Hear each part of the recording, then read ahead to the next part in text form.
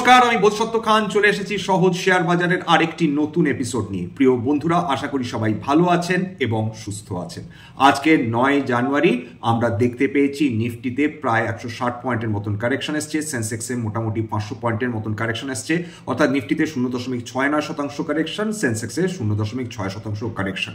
তবে নিফটি এবং সেন্সেক্সে যে কারেকশন এসেছে সেটা দেখলে কিন্তু সামগ্রিকভাবে বাজারকে বিচার করা চলে না, কারণ অধিকাংশ সেক্টর কিন্তু আজকে নেগেটিভে বন্ধ হয়েছে এবং নিফটি মিড ক্যাপ এবং নিফটি স্মল ক্যাপ, বিশেষ করে নিফটি স্মল ক্যাপে 1% বেশি কারেকশন বা পতন এসেছে। নিফটি মিড ক্যাপ প্রায় 0.9% কাছে পতন এসেছে এবং বিভিন্ন সেক্টরাল ইন্ডাইসেসগুলোতে পতন তো অবশ্যই এসেছে।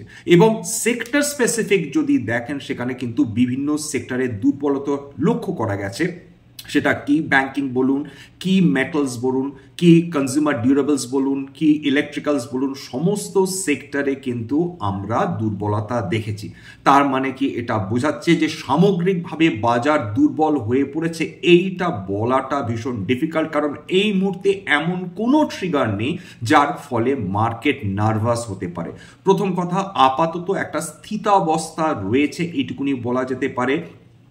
ডোনাল্ড ট্রাম্প নিঃসন্দেহে তার পাগলামি চালিয়ে যাচ্ছেন এবং সামনের 4 বছর ডোনাল্ড ট্রাম্পের পাগলামিতে মানুষ অভ্যস্ত হয়ে উঠবেন, এইটাই কিন্তু আমরা প্রার্থনা করি, যাতে মানুষ আর অত্যাধিক তার কথায় বিরক্ত বা ভীত না হন। এই আজকের বলছেন উনি পানামা নিয়ে নেবেন, কারণ চাইনিজ আর্মি নাকি পানামার চারিপাশে ঘোরাফেরা করছে। কখনো বলছেন কানাডাটা তাদের দিয়ে দেওয়া হোক। সেখানকার প্রধানমন্ত্রী, যদিও তিনি ভারতবর্ষের মোটেই ভালো চান না, তাকে গভর্নর ট্রুডো হিসেবে সম্বোধন করেছেন, এতখানি অপমান করে দিয়েছেন এবং কানাডার লোককে বলেছেন তোমরা আমাদের সঙ্গে যোগদান করো, তবে তোমাদের সমস্ত ট্যাক্স মাফ করে দেবো, তোমাদের নিশ্চিন্ত, তোমাদের চাইনিজদের থেকে কোনো ভয় পেতে হবে না, রাশিয়ানদের থেকে কোনো ভয় পেতে হবে না। অর্থাৎ যেখানে যেমন করে পারছেন তাদেরকে জুজু দেখিয়ে চলেছে। তবে রাশিয়া সম্বন্ধে ডোনাল্ড ট্রাম্পের চিরকালই একটা দুর্বল জায়গা ছিল, কী কারণে সেটা না বলাই ভালো জনসমক্ষে। তবে এটা ঘটনা যে আগের দিন যখন তিনি বলছেন এইটা নেব, ওটা নেব, এখানে খামচাবো, আবার ডেনমার্ককে বলেছেন যে ভাই তোমরা গ্রিনল্যান্ডটা দিয়ে দাও, গ্রিনল্যান্ড যদি আমাদের দিয়ে দাও তাহলে আমাদের সুরক্ষা কিন্তু আমরা নিজেরা বুঝে নেবো, তোমাদের গ্রিনল্যান্ড নিয়ে দরকার নেই। এরকম কথাবার্তা তিনি তার সমস্ত ন্যাটো অ্যালাইজদের বলে চলেছেন, একে ধমকাচ্ছেন, ওকে চমকাচ্ছেন, যা খুশি তাই করছেন। কিন্তু তার ফলে যে মার্কেট মারাত্মক ডিস্টার্ব হবে এমনটা ডেফিনেটলি না হওয়াই কাম্য। এবং গোটা বিশ্ব ট্রাম্পের এই কথাবার্তাগুলো কতখানি সিরিয়াস নেবে সামনের কয়েক মাসে সেটা নিয়েও ভাবনা চিন্তার কারণ রয়েছে। তার কারণ যাদেরকে তিনি এই হুমকি ধুমকি চমকাচ্ছেন তারা সেই অর্থে কিন্তু তার বন্ধু দেশ হিসাবে ধরা হয়, অর্থাৎ আমেরিকার বন্ধু দেশ হিসাবে ধরা হয়। সুতরাং তাদের দুর্বল মানুষকে দেখলে লোকজন একটু চমকাবার চেষ্টা করে, তিনি বাস্তবিকভাবে সেটা করে যাচ্ছেন। যাই হোক, সেই প্রসঙ্গে আমরা পরে আসবো। আপাতত মার্কেটে যেটা ঘটছে দেখিনি। মার্কেটে আজকের দুটো সেক্টরে মোটামুটি ভালো পারফরমেন্স এসেছে।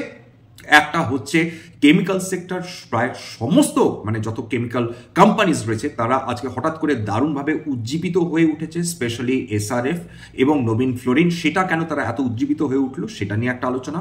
2 নম্বর হচ্ছে আমরা এই 1 দিন 2 দিন 3 দিন বিভিন্ন সেক্টরের পারফরমেন্স দেখে চিন্তিত হচ্ছি, ভ্রু কুঁচকাচ্ছি, কিন্তু এই যে বিভিন্ন সেক্টরসগুলো তাদের পারফরমেন্স গত 5 দিনে কেমন ছিল, গত 3 মাসে কেমন ছিল, গত 6 মাসে কেমন ছিল, গত 5 বছর ধরে এই বিভিন্ন সেক্টরসে কীরকম পারফরমেন্স এসছে সেইটা আমাদের বুঝে নেওয়ার প্রয়োজন রয়েছে। সেই ক্ষেত্রে আমাদের কিন্তু অবাক হতে হবে। অর্থাৎ গত 6 মাসে যে সেক্টরগুলো হাইলি আন্ডার পারফর্ম করছে, হতেই পারে যে সেই সেক্টরগুলোই কিন্তু সবচেয়ে বেশি ভালো পারফর্ম করে এসেছে গত 5 বছর ধরে। এবং কোন সেক্টরগুলো সবচেয়ে ভালো পারফর্ম করেছে, কোন সেক্টরগুলো আন্ডার পারফর্ম করেছে, সেগুলো নিয়ে আমাদের একটা সার্বিক আলোচনা আজকের হবে। একটু 50 পিক্স লো না বললেই নয়, কারণ এই বাজারে এখনো কিন্তু বুল মার্কেটই আমাদের চলছে, বেয়ার মার্কেট কিন্তু কোনোভাবেই আসেনি। সেখানে all cargo, Apollo pipes, AVG logistics, AVT natural, ছোট ছোট কোম্পানিজ, বন্ধন ব্যাংক বহু বছর ধরে আন্ডার পারফর্ম করছে, Bharat gas, Carraro India, Dhanlaxmi bank, Digjam, Dwarika sugar, Everest industries, KP energy, Kamdhenu, Man aluminium, Mantra life space, Mirza international, Moltek, এরকম Palred technologies, PTC India, Rajshree sugars, Suryarashmi, Urja global, উল্লেখযোগ্য যে নামগুলো রয়েছে তার মধ্যে রয়েছে ইয়েস ব্যাংক। এই কোম্পানিগুলো ক্রমাগত আন্ডার পারফর্ম করে চলেছে। ভালো পারফরমেন্স দেখিয়েছে এফএমসিজি কোম্পানি, সেখানে কি নেসলে বলুন, কি ব্রিটানিয়া বলুন, কি হিন্দুস্তান ইউনিলিভার বলুন, আজকে আইটিসি একসময় 2% উপরে উঠে গেছিল, যদিও শেষ পর্যন্ত সেটা আর ধরে রাখতে পারেনি, কিন্তু ওভারঅল এফএমসিজি কোম্পানিজগুলো কিন্তু আজকের ভালোই পারফর্ম করেছে, এটা বলা যেতে পারে। তারপর যেটা আমাদের 52 উইকস হাই এরকম কোম্পানিজও বেশ কিছু ডেফিনেটলি রয়েছে, তার মধ্যে রয়েছে আশাপুরা, মাইন্ডকেম, অ্যাটলাস সাইকেলস, এভারমোর ক্যাপিটাল গত কয়েকদিন ধরেই ভালো পারফর্ম করছে, গণেশ হাউসিং গত 1 বছর ধরে দুর্দান্ত পারফর্ম করছে, আইরিশ বিজনেস, তারপর কল্যাণী ফর্জ, নবীন ফ্লোরিন আজকের 52 উইকস হাই ছুঁয়েছে, পিটিসি ইন্ডাস্ট্রিজ, শৈলী ইঞ্জিনিয়ারিং, শক্তি পাম্পস দুর্দান্ত পারফর্ম করে চলেছে, নতুন করে কিছু বলার নেই, এসআরএফ কেমিক্যালস আজকের দারুণ উত্থান এসছে, সুন্দরম ক্লেটো, বর্ধমান পলিয়েস্টার, বিজয়া ডায়াগনস্টিক্স এরা আজকে 52 উইকস হাই ছুঁয়েছে। সেক্টর পারফরমেন্স আজকের অধিকাংশ সেক্টর আন্ডার পারফর্ম করেছে, কি অটোমেটিভ 0.5%, ব্যাংকিং 0.99%, মানে 1%ই বলা চলে, cement and construction 1.33%, chemical sector আজকে বৃদ্ধি পেয়েছে 0.63%, তারপর কনজিউমার ডিউরেবল -2.2%, ইঞ্জিনিয়ারিং এবং ক্যাপিটাল গুডস 1.63%, ইনফরমেশন টেকনোলজি 0.64%, এই মোটামুটি সবগুলোই প্রায় আন্ডার পারফর্ম করে চলেছে, করেছে বলা যেতে পারে। বিভিন্ন সেক্টরসগুলোর মধ্যে যেগুলো সবচেয়ে খারাপ পারফর্ম করেছে, ক্যাপিটাল গুডস প্রায় 1.5%-এর উপর পতন দেখেছে, বিএসসি মেটালস, স্যার এটা সেক্টর ইন্ডাস্ট্রিজের কথা বলছি, বিএসসি মেটালস 1.34% পতন দেখেছে, তারপর নিফটি ইনফরমেশন টেকনোলজি আজকের 1.16% পতন দেখেছে, মিড ক্যাপের কথা তো বললাম প্রায় 1%-এর কাছে পতন, স্মল ক্যাপ 1.1% পতন দেখেছে, কনজিউমার ডিউরেবলস 0.8%-এর উপর পতন দেখেছে, কেবল এফএমসিজি 0.73% উত্থান। এর মাঝে একটা প্রসঙ্গ বলে নিই যে ভারতবর্ষে যে আমরা বড় বড় কোম্পানিজগুলো আমরা দেখি, মানে যাদের পারফরমেন্স দেখি, আমরা আলোচনা করে থাকি, কি টিসিএস বলুন, কি এইচডিএফসি ব্যাংক বলুন, কি রিলায়েন্স ইন্ডাস্ট্রিজ বলুন, এগুলো ভারতবর্ষের সবচেয়ে বেশি প্রফিটেবল কোম্পানিজ, কিন্তু মজার ব্যাপার হচ্ছে যে বিশ্বের সেরা 22-23টা কোম্পানির প্রফিটের ধারে কাছে কিন্তু রিলায়েন্স ইন্ডাস্ট্রিজ বলুন, এইচডিএফসি ব্যাংক বলুন, স্টেট ব্যাংক অফ ইন্ডিয়া বলুন, ধারে কাছেও যায় না। উদাহরণ হিসেবে বলে দিই, যেমন হচ্ছে ধরুন টিএসএমসি, এটা একটা সেমিকন্ডাক্টর কোম্পানি তাইওয়ানের, তাদের 37.33 বিলিয়ন ডলার্সে তাদের প্রফিট ছিল 2023-এ। এই জায়গাটায় রিলায়েন্স ইন্ডাস্ট্রিজ তার প্রফিট এখন যদি 2024-এ আপাতত যেটা দেখি খুব বেশি হলে $9 বিলিয়ন, অর্থাৎ বিশ্বের 23তম যেটা কোম্পানি, 22তম যেটা কোম্পানি, তার 1/4 অংশেরও কিন্তু প্রফিট রিলায়েন্স ইন্ডাস্ট্রিজ করে না। বা যদি কেউ মনে করে থাকেন যে ফেসবুক সবচেয়ে বেশি প্রফিট করে, বা অ্যাপেল সবচেয়ে বেশি প্রফিট করে, বা অ্যালফাবেট যেটা গুগলের প্যারেন্ট কোম্পানি তারা সবচেয়ে বেশি প্রফিট করে, উত্তরটা হচ্ছে না।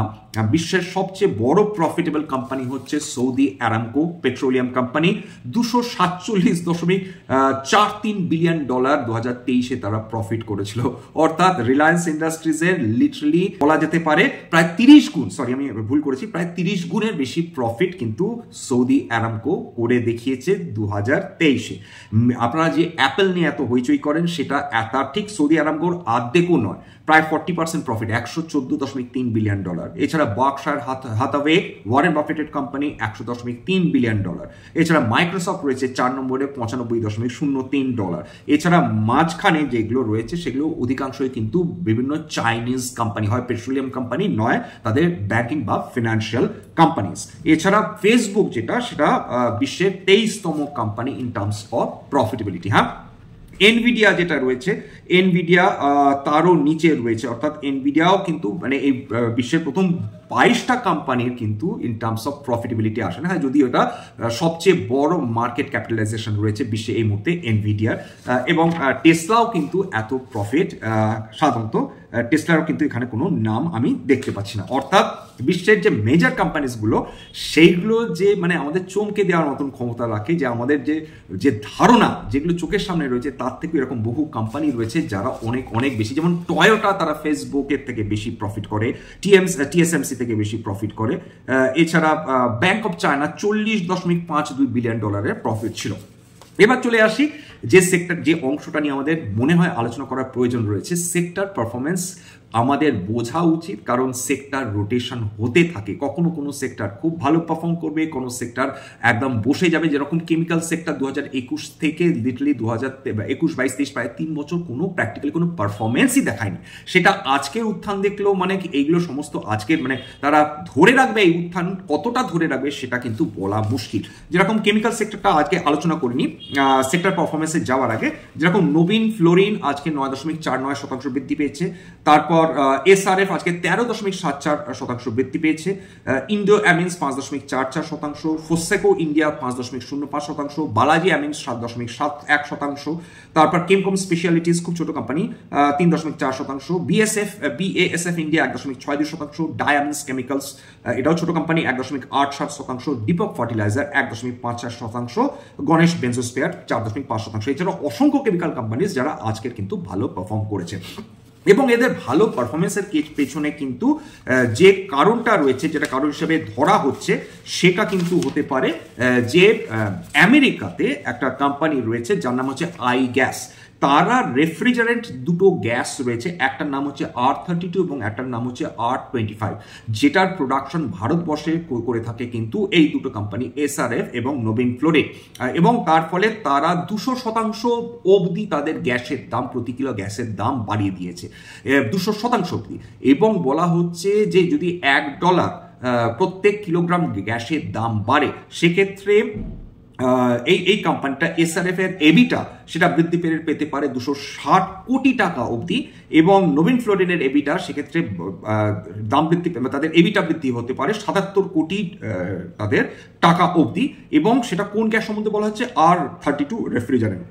এবং মজার ব্যাপার হচ্ছে যে এই যে গ্যাসগুলোর দাম বাড়লো, এতদিন এই কোম্পানিজগুলো ভীষণ একটা আন্ডার পারফরমেন্সের মধ্যে দিয়ে গেছে লিটারালি 3 বছর। তার আগে প্রভূত তারা পারফরমেন্স দেখিয়েছে সমস্ত কেমিক্যাল সেক্টরের প্রায় সমস্ত স্টক, কিন্তু গত 3 বছর ধরে কোনো পারফরমেন্স দেখায়নি। তার কারণটা অবশ্যই হচ্ছে, মনে রাখতে হবে, গোটা বিশ্বের কেমিক্যাল সেক্টরের বাচ্চা কিন্তু চায় না, এবং তারা এত বেশি ওভার প্রোডাকশন করেছিল, ফলে যে কোম্পানিজগুলো বিশ্বের অন্যান্য দেশে ছিল তারা সবাই কিন্তু এই ধরনের ওভার প্রোডাকশনের ফলে, এত চিপ কস্ট অফ প্রোডাকশনের ফলে সমস্ত কোম্পানিগুলো ঝাড় খেয়েছে বলা যেতে পারে। তার মধ্যে ভারতীয় কোম্পানিগুলোও ছিল। কিন্তু যেহেতু গ্যাসের দাম বৃদ্ধি হয়েছে, তার ফলে এরা নতুনভাবে উজ্জীবিত হয়ে উঠেছে যে এখন হয়তো তাদের সুদিন ফিরলেও ফিরতে পারে। এই তথ্যটা বিশেষ করে কেমিক্যাল সেক্টরে যে এই উত্থানের যে এই গল্পটা এখন বললাম, এটা আমি নিয়েছি moneycontrol.com থেকে। যাই হোক, চলে আসি হচ্ছে সেক্টরের গল্পে। সেক্টর পারফরমেন্স যদি দেখেন গত 5 দিনে, যেগুলো খুব আজকের দিনে পারফর্ম করেছে এফএমসিজি এবং অয়েল অ্যান্ড গ্যাস সবচেয়ে খারাপ পারফর্ম করেছে। বিশেষ করে যদি বলেন যে গত 5 দিনে যদি আমরা পারফরমেন্সের কথা বলি, গত 5 দিনে সবচেয়ে ভালো করেছে এফএমসিজি এবং অয়েল অ্যান্ড গ্যাস, এবং মোটামুটি আন্ডার পারফর্ম করেছে গত 5 দিনে প্যাকেজিং, প্রায় 13% পতন হয়েছে। তারপর রয়েছে হচ্ছে ইলেকট্রিক্যালস, প্রায় 70% কাছে পতন। অ্যালকোহল প্রায় 6% কাছে পতন এসছে। পাওয়ার সেক্টরে প্রায় 5.5% উপর পতন এসেছে। সেক্টর পারফরমেন্স যদি গত 3 মাসের দেখি, সেক্ষেত্রে যারা ভালো পারফর্ম করেছে, ডায়মন্ডস অ্যান্ড জুয়েলারি প্রায় 19.28% বৃদ্ধি পেয়েছে, হসপিটালিটি 4%, অ্যালকোহল 3.64% বৃদ্ধি, এফএমসিজি 2.33% বৃদ্ধি।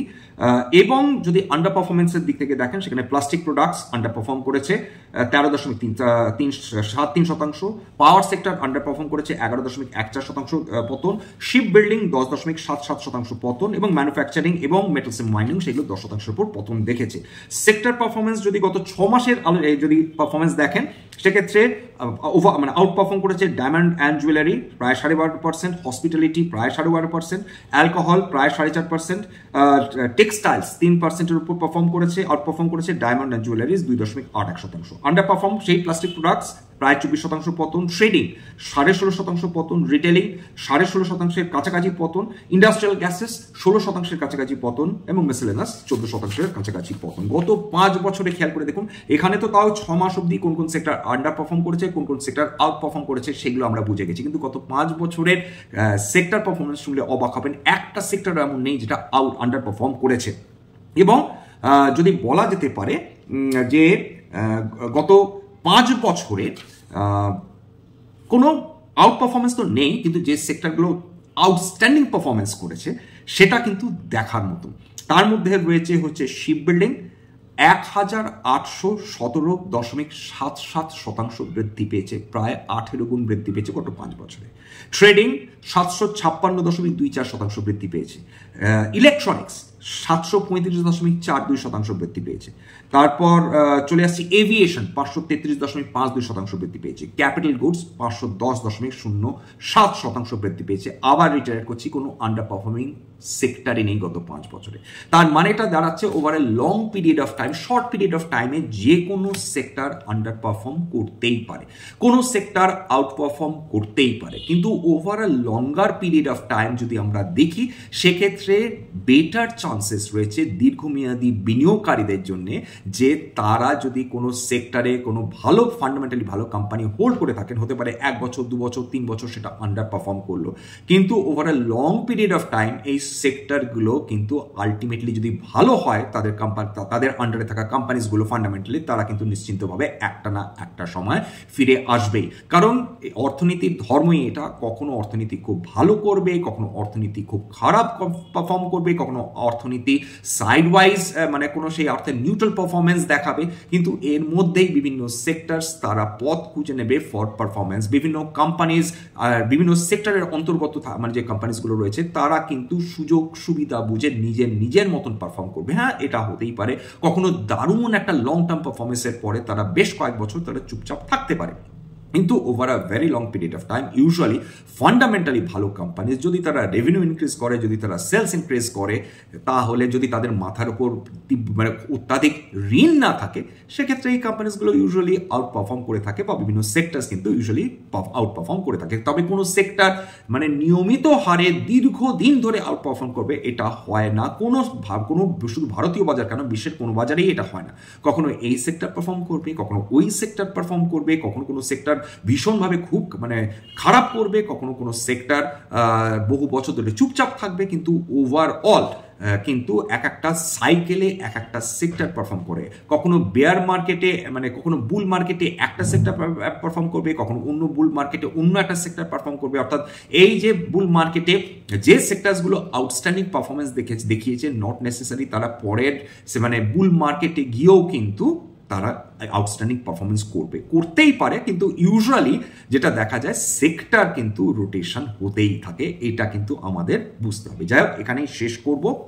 প্রথম কথা বলে রাখি, যে কোম্পানিজগুলোকে নিয়ে আজকের আলোচনা করলাম, হতে পারে সেই কোম্পানিজগুলোর মধ্যে কয়েকটা কোম্পানিতে আমার বা আমার পরিবারের বিনিয়োগ থাকলেও থাকতে পারে। ভবিষ্যতে যদি আমরা নতুন করে কিনি বা বিক্রি করি তাহলে কিন্তু আগাম বিজ্ঞপ্তি দিয়ে কিনতে বা বিক্রি করতে পারবো না। এবার স্ট্যান্ডার্ড ডিসক্লেমার, এটা কেবলমাত্র একটা এডুকেশনাল চ্যানেল। বাঙালি বিনিয়োগকারীদের ইনভেস্টমেন্ট অ্যাওয়ারনেস বৃদ্ধির জন্য এখানে কোনো ধরনের কোনো শেয়ারের buy sell recommendation, suggestion, advice বা ইনফ্লুয়েন্স করা হয় না। এখানে শেয়ার কি, শেয়ারের দাম কেন উঠছে কেন নামছে, ভারতীয় শেয়ার বাজার কিভাবে অপারেট করে, বিভিন্ন ম্যাক্রো ইকোনমিক ফ্যাক্টরস ভারতীয় শেয়ার বাজারকে কিভাবে প্রভাবিত করে, এবং সবার শেষে বিভিন্ন কোম্পানির কোয়ার্টারলি রেজাল্টস, তার ফান্ডামেন্টাল কোয়ালিটিস নিয়ে কিন্তু আলোচনা করা হয়। সবার শেষে যেটা বলে থাকি, যদি এই ধরনের এপিসোডস সত্যিই মনে হয় আমাদের বাঙালি ভাই বোনদের কাজে লাগবে, প্লিজ নিজের গ্রুপে শেয়ার করে দেবেন। যদি মনে হয় আপনাদের ভালো লেগেছে, প্লিজ একটা লাইক দেবেন, প্লিজ সাবস্ক্রাইব না করে যাবেন না। আজকের জন্য নমস্কার।